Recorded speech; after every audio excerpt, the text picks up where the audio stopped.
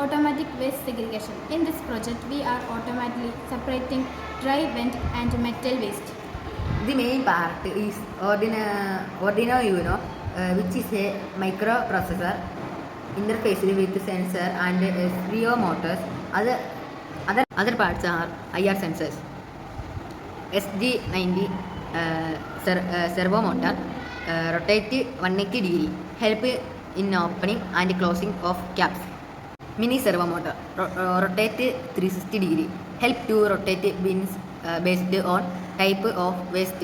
16 to LCD display 16 characters in 2 lines.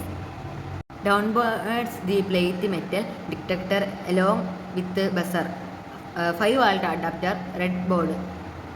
Working. When the connected to plug project, name will be displayed on LCD. Place dry waste, it is segregated. Then the system will show monitoring.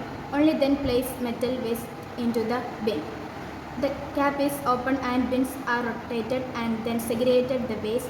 Bins are rotated to initial position using servo motor. Next place wet waste, the bins are rotated and waste is segregated.